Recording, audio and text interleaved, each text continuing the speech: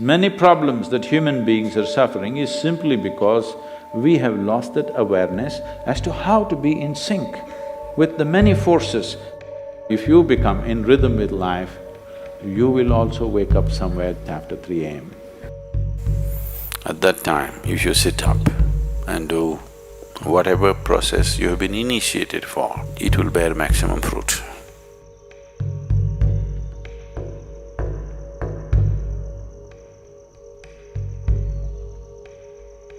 In the way the planet is spinning and what is happening, something very fundamental changes somewhere between 3:20 to 3:40. This is called Brahma Muhurtam. This is relevant only up to 33 degrees latitude.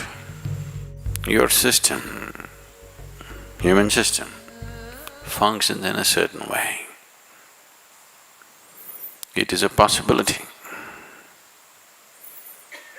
So, there has been an awareness about making use of this possibility.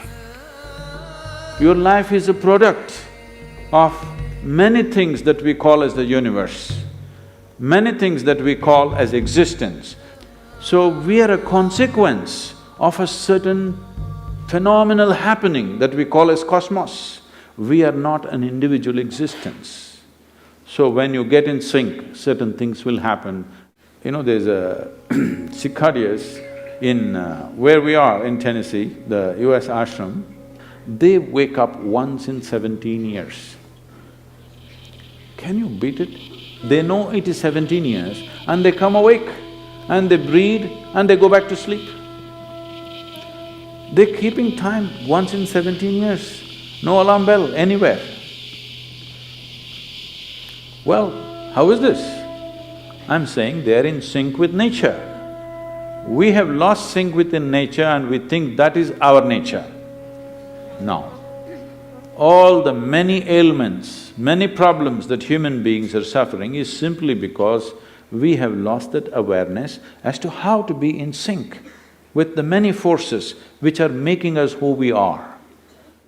So yoga is to bring that sync so that you are in rhythm with life. If you become in rhythm with life, you will also wake up somewhere just after 3 a.m. If you're conscious, suddenly a certain spark of aliveness will happen within you. Even if you're in deep sleep, you will come awake. This must happen to you. This means you're falling in sync with it. You're falling in sync with life. So what should I do? Should I meditate? Should I do a kriya? Doesn't matter what. You must do a process for which you have been initiated for.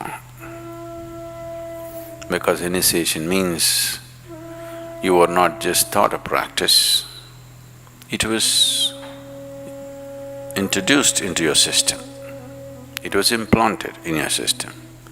So whatever, if there is a life seed within you, if you're awake at Brahma Muhurtam and sit for whatever that practice is, it bears maximum fruit because of the way the planet is behaving in relation to your system. If you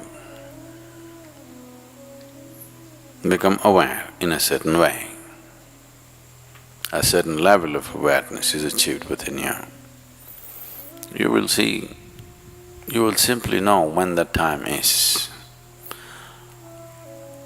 If you go to bed at the right time, you don't have to look at your watch.